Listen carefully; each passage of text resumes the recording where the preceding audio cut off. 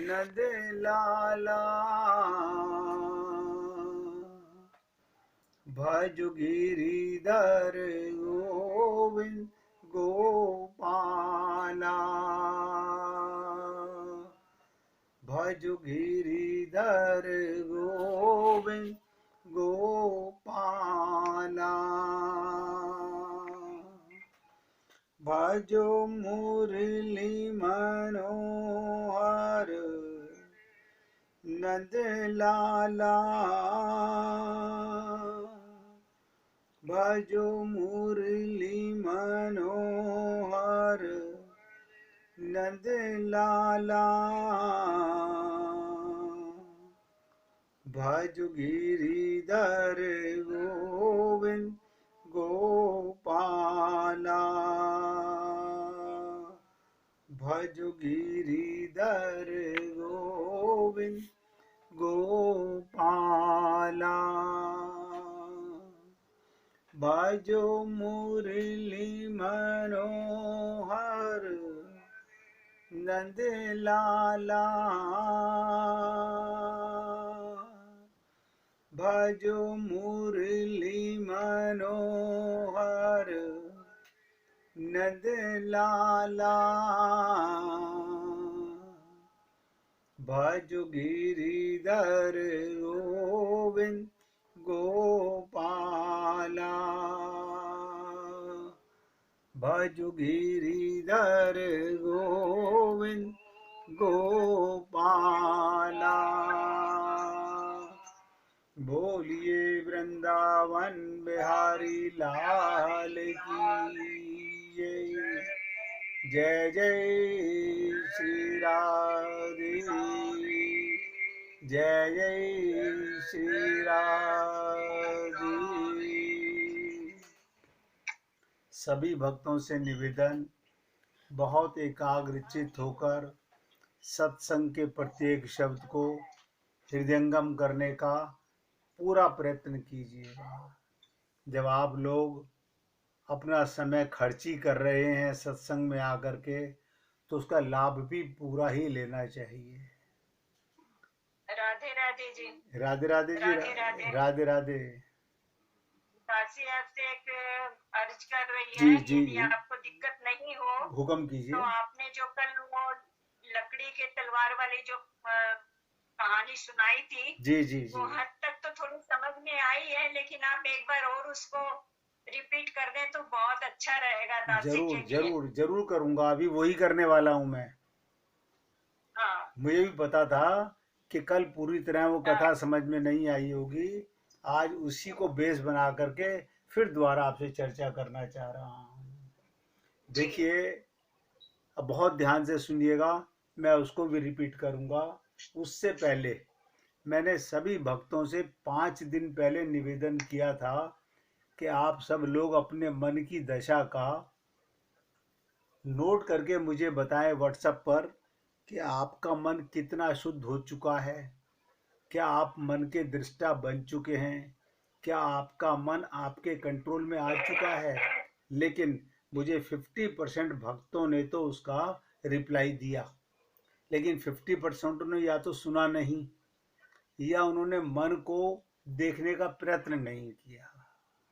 फिर निवेदन कर रहा हूं, जो करने वाला कार्य है, जब तक हम अपने मन के दृष्टा नहीं बनेंगे, अपने मन को नहीं पहचानेंगे, अपने मन को बस में नहीं करेंगे, कुछ काम नहीं होने वाला। जो कल मैंने आपको गुरु पूर्णिमा पर एक सम्राट की और एक गुरु की लीला सुनाई थी, वो लीला जैसा कि अभी मीना जी ने कहा, उसका भी थीम यही था, होश में आना, जाग जाना। क्या मतलब? हम 24 घंटे आत्मज्ञान में जीने लगे हैं, लेकिन हम लोग तो शरीर मान के जी रहे हैं। ये शरीर नश्वर है, आप चेतन हैं। मैं बार बार आपसे निवेदन करता हूँ कि हे पुण्य आत्माओं, अपने बहुमूल्य समय को समाप्त मत करो। हमारे संसार में देखने में आता है कि लोग ध्यान से सुनिएगा। महात्मा बुद्ध को बोध गया में उस बोधि भिक्षु के नीचे बोध हुआ। आप और हम सब लोग, विदेशों से लोग आते हैं और गया जी में जाकर बोध गया के उस पेड़ के नीचे बैठ के साधना कर रहे हैं। कोई नहीं समझने का प्रयत्न करता कि महात्मा बुद्ध को कैसे आदमी पागल हैं। उनको भीतर मिला था भगवान, महात्मा बुद्ध को भगवान, उन्हें अनुभूति अंदर हुई थी। बोध गया तो संयोगवश है, किसी को अयोध्या में मिल गया, किसी को बनारस में मिल गया, किसी को हरिद्वार में मिल गया। आप जहाँ रहते हैं वहीं भगवान मिल सकता है आपको, तो बोध गया जाने की कोई आवश्यकता नहीं है। अब कहीं तो महात्मा बुद्ध रहते ना, बोध गया में ना होते तो कहीं और होते, कहीं तो होना ही होता है। लेकिन आदमी अजीब पागल है। सारी दुनिया से लोग बोध गया जाते हैं, क्या सोच के? बुद्ध को मिले थे इस वृक्ष के नीचे, लोग जा रहे हैं बोध गया, वही चूक हो जाती है। तुम भीतर चलो, अंतर्मुखी बनो, अपने मन के दृष्टा बनो। यही कांटा है, यही काबा है, यही काशी है, यही गिरनार है, आपका हृदय ही वृंदावन है। मैं आप सबसे निवेदन करता हूँ, कोई ना समझे कि वृंदावन में भगवान बैठे हैं, अयोध्या में भगवान बैठे हैं। ना ना, हरि व्यापक सर्वत्र समाना। जहाँ जिसको अपने अंतःकरण का बोध हो गया, जिसका चित्त शांत हो गया, जिसका चित्त शुद्ध हो गया, उसको भगवत प्राप्ति हर जगह पर है। इसलिए इन सब तकियानुसी बातों को भूल जाइए। फिर आज आपसे निवेदन करता हूं कि जो 50% भक्त रह गए हैं वो अपने मन की दशा को देखकर बताएं कि क्या आपका मन आपके कंट्रोल में हुआ है, क्या आप अपने मन के दृष्टा हैं। अगर आपको नहीं समझ में आ रहा है तो मुझसे पूछिए, मैं बताऊंगा कि मन को कैसे देखा जाता है। मन में आने वाले विचार, अब विचार दो ही तरह के होते हैं, या तो सांसारिक होते हैं या भगवत संबंधी होते हैं। अगर सांसारिक विचार आते रहते हैं तो इसका मतलब अभी हम ये मन के दृष्टा नहीं है। अगर मन में सारा दिन भगवत संबंधी विचार आते हैं, इसका मतलब आपका अंतःकरण, आपका मन अब शुद्ध होने लगा है। 24 घंटे भगवान की लीलाएं अगर आती हैं, अब कल की लीला के ऊपर मेरे मन में पहले से ये था कि आज उसके ऊपर चर्चा करूंगा।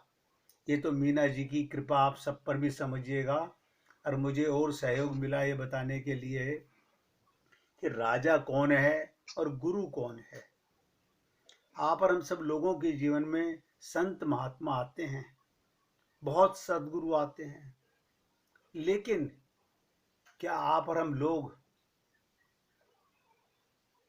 कभी ये समझ पाते हैं वो सम्राट जो था, ये सम्राट कौन? हर जीव मन का राजा है, प्रजा का राजा नहीं, इंद्रियों का राजा। बताइए आपकी इंद्रियां आपके कंट्रोल में हैं कि नहीं? आप मन के राजा हैं कि नहीं? तो प्रत्येक व्यक्ति को अधिकार है जागने का। सम्राट ने सिर्फ इतना ही तो सुना था कि फलाने गांव के अंदर एक संत जागना सिखाता है, होश में आना सिखाता है। उसने, सम्राट ने उन गुरुजी को बुलाया और पूछा कि मैं जागना चाहता हूँ, मैं भी होश में आना चाहता हूँ, और मैं आपसे निवेदन कर रहा हूँ, कल गुरु पूर्णिमा का मैंने निवेदन किया था, ये बहुत बड़ा प्रसाद है। अगर जीवन में आप जाग गए, होश में आ गए, तो समझ लीजिएगा राह मिल गई, आगे बढ़ने का मार्ग मिल गया। क्या था? गुरु ने कहा, अगर तुम्हें जागना है, अगर तुम होश में आना चाहते हो, तो तुम्हें मेरे पास आना पड़ेगा। उसने कहा, मैं इसके लिए तैयार हूं, मुझे क्या करना होगा। कितनी विचित्र बात कही। आप सोचिएगा, गुरु ने कहा मैं तुम्हें जागना सिखाऊंगा, तुम्हें होश में लाना सिखाऊंगा, कैसे जागते हैं, कैसे होश में आते हैं, कैसे आप अपने मन के दृष्टा बनते हैं, कैसे आप अपने मन के कंट्रोल कर लेते हैं। कि कल की कथा फिर आज दोबारा बता रहा हूँ। उसने पूछा कि कितना समय लगेगा। अक्सर हम लोग यही सोचते हैं, मंदिर में जाके दर्शन करने में 1 मिनट लगता है, हमें लगता है भगवान के दर्शन हो गए। वो दर्शन हुए मूर्ति के, 24 घंटे के दर्शन कहाँ हुए, दर्श स्पर्श कहाँ हुआ, नहीं हुआ, क्योंकि जागृति नहीं है। अभी हम मोह निशा में सोए पड़े हुए हैं। तो गुरु ने कहा तुमको मेरी झोपड़ी में मेरे साथ रहना पड़ेगा। देखिएगा, और राजा तैयार था। राजा कौन? ये मन का राजा। आप और हम लोग गुरु तो अपना लेते हैं, लेकिन गुरु की शरणागति नहीं करते, दीक्षा ले लेते हैं।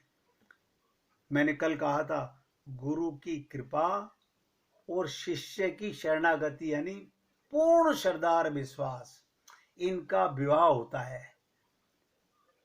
तब अंतःकरण शुद्ध होता है। अब आप सोच लीजिएगा कि क्या हम लोग पूरी तरह से अपने गुरु को मन और बुद्धि अर्पण कर चुके हैं? क्या हमारा मन गुरु के मन में मिल चुका है? फिर जागृति होगी कैसे? हमें जागा हुआ व्यक्ति ही जगा सकता है। सारा संसार मोह निशा में सोया पड़ा हुआ है, तो उस गुरु के पास वो सम्राट उसकी झोपड़ी में जाता है और वो क्या कहता है कि तुम्हारा राजमहल में नहीं, तुम्हें मेरे पास आना पड़ेगा, यानी अपने मन को गुरु के पास ले जाना पड़ेगा, फिर मैं तुमको सिखाऊंगा। तो ध्यान दीजिएगा, जब राजकुमार राजी हो गया, उस फकीर के आश्रम पहुंच गया,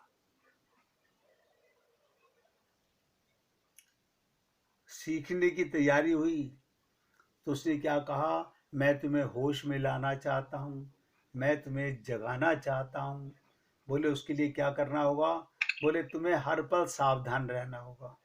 बहुत ध्यान से सुनिए, अगर बीच में किसी को लीला समझ ना आए आप पूछ लीजिएगा। उसने कहा मुझे क्या करना होगा? बोले तुम्हें कुछ नहीं करना होगा, मैं तुम्हें लकड़ी की तलवार से मारूंगा, तुम पे चोट करूंगा, तुम्हें अपने आप को बचाना है।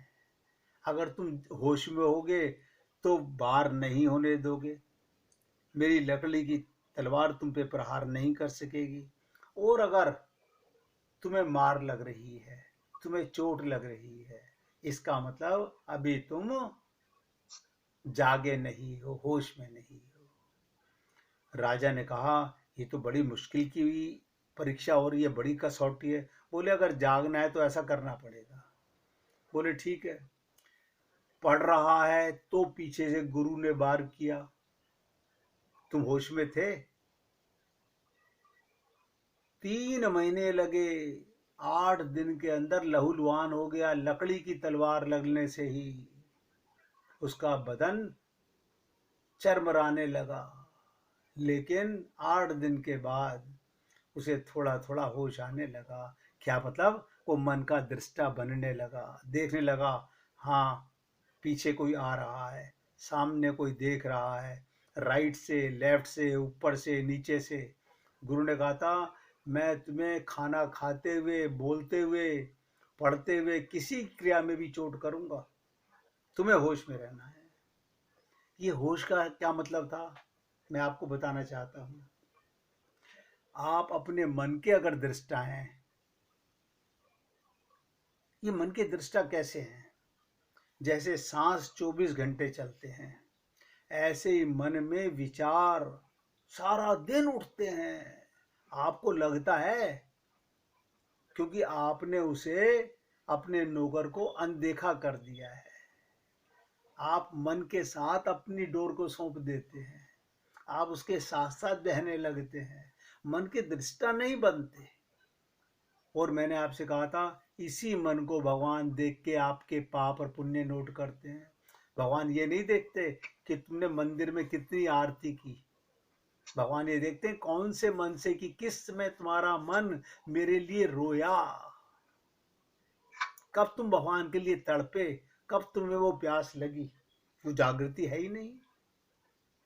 मधुर गाना भगवान को प्रिय नहीं है, हृदय से गाना भगवान को प्रिय है।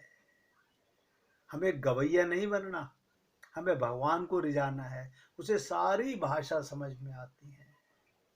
अब जब राजा के ऊपर चोट होने लगी, कभी हाथ पर चोट, कभी सिर पे चोट, कभी कमर पे चोट, कभी पैर पे चोट, गुरु मौका देख रहा है, मार रहा है। कहाँ है तेरा ध्यान? वो कह रहा है अभी तो मैं राज की सोच रहा था, पड़ी बैंत, लकड़ी की तलवार पड़ी। आप सोचिएगा, मैं सबसे निवेदन कर रहा हूं, कोई रास्ता नहीं है इसके अलावा। आज तक जिसको भी भगवत प्राप्ति हुई है, अपने मन के शुद्धिकरण, अभी तो मन की बात कर रहा हूं, इसके आगे बुद्धि की बात आएगी, उसके आगे चित्त की बात आएगी। जिस दिन आपका चित्त शुद्ध हो गया, कारण शरीर शुद्ध हो गया, मन बुद्धि सूक्ष्म शरीर और कारण शरीर आपका चित्त है, पर यही दो शुद्ध करने हैं। हम लोग क्या करते हैं, हम ये शरीर पंच महाभूत का, इसे नहला धुला के खूब बढ़िया वस्त्र पहना करके ऐसा महसूस करते हैं हम शुद्ध हो गए। ना ना ना, अपने मन को झांक करके देखो, जिसमें हरि और गुरु के अलावा संसार भरा पड़ा है, सबके भरा पड़ा है। मंदिर में खड़े हुए भगवान के सामने, और मन के अंदर संसार भरा हुआ है। कोई बता दीजिए कि इस मन में संसार आपने घुसाया है कि पहले से घुस के आया था? भगवान ने तो आपको बिल्कुल शुद्ध हृदय, क्लीन आईना बना के भेजा था। ना आप माँ को जानते थे, ना पिता को जानते थे। ये सब आपको शरीर के बाहर मिले हैं, लेकिन हमने इन्हें अपना संबंधी मानकर, किसका संबंधी? शरीर का संबंधी, अपने अंदर रख लिया। मन बुद्धि चित्त बिगड़ते चले गए। अब संत महात्मा एक बात बोलते हैं, शुद्धिकरण करो, मन को शुद्ध करो, चित्त को शुद्ध करो, बर्तन को साफ करो, लेकिन नहीं होता। पहला पाठ शुरू किया था गुरु ने, पहला पाठ ये कि दिन में किसी भी समय तुम्हारे ऊपर लकड़ी की तलवार, नकली तलवार से प्रहार करूंगा। तुम किताब पढ़ रहे हो, मैं पीछे से नकली तलवार से तुम पे चोट करूंगा।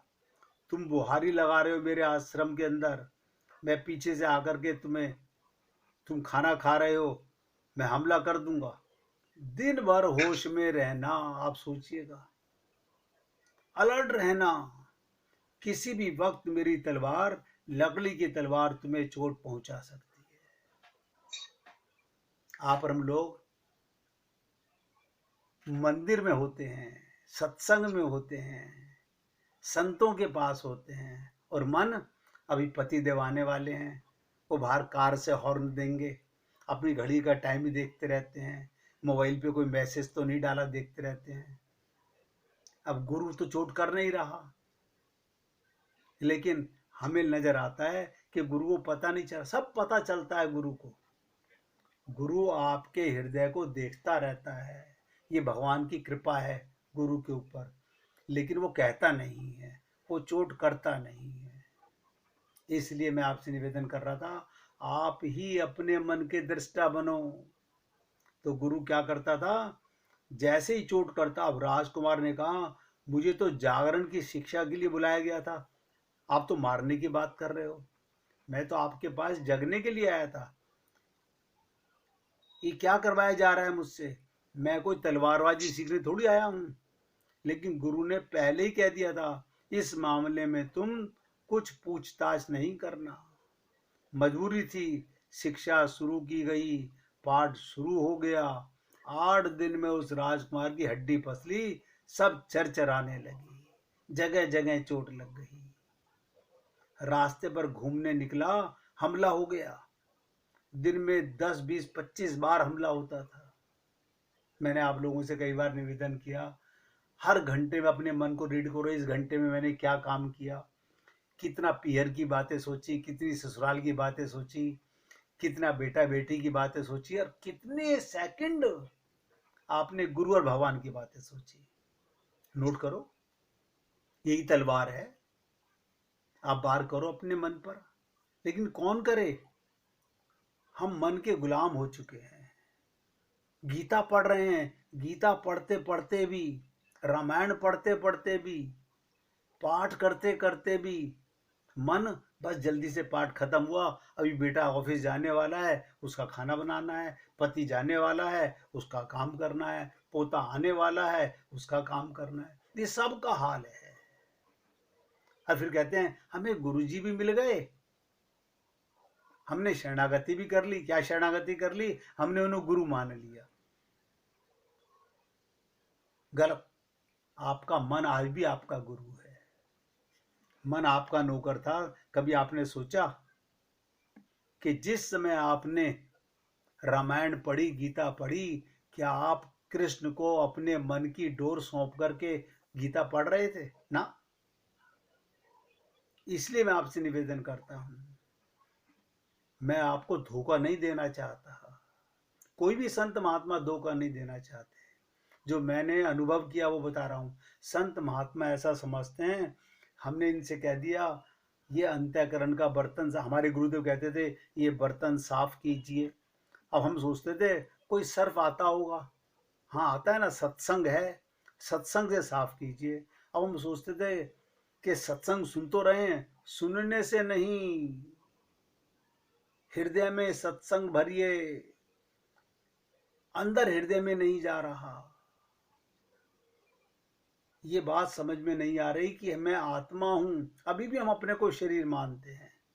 शरीर मरण धर्मा है, इस देह में हरि मिलते हैं। गुरु ने कहा था इस बात को भूलना नहीं। लक्ष्मण रेखा खींची थी। लेकिन हम लोग देह को भी भूल जाते हैं, मन के गुलाम होकर के नहीं जाने सत्संग में गुरु के पास बैठे बैठे कहां कहां पहुंच जाते हैं। अब ध्यान से सुनिएगा, जब एक हफ्ते के अंदर पहला पाठ शुरू किया और हमला होने लगा, वो रक्षा करने लगा और चित्त राजी हो गया, चित्त सजग हो गया। बस क्या मतलब? उसके चित्त में एक कोना जाग गया। आपके और हमारे चित्त में तक वो कोना जागा नहीं है। कहते हैं जागते रहो, होश में रहो। क्या है? मैं आत्मा हूं, ये जागृति है। मैं शरीर बीमार है, आप बीमार नहीं हो। कोई मत कहना कि मैं बीमार हूं। फिर आत्मज्ञान क्या हुआ? गुरु को बदनाम करते हैं हम लोग, यही दीक्षा लेते हैं। हे अजन्मा अमर आत्मा क्यों परेशान हो रहा है? हम सब परेशान हैं। आपको क्या पता मेरे घर में क्या क्या तकलीफ है? अरे बाबा, घर की तकलीफ की बात नहीं कर रहा, अंतःकरण में तकलीफ नहीं आनी चाहिए।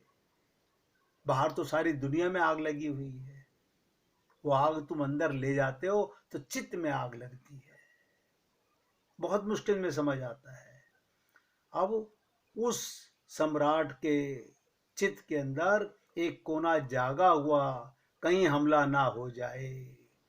3 महीने पूरे होते होते कि किसी तरह का हमला ना होने पाए, वो रक्षा करने में समर्थ हो गया। उनकी ढाल ऊपर उठ जाती थी। अब आपको बता रहा हूं, 1 मिनट कीर्तन कीजिए, फिर आगे इसकी चर्चा करूंगा कि दूसरा पाठ कैसे पढ़ाया जाता है, पहले पाठ को कैसे आप लोग समझ पाएंगे। श्री कृष्ण।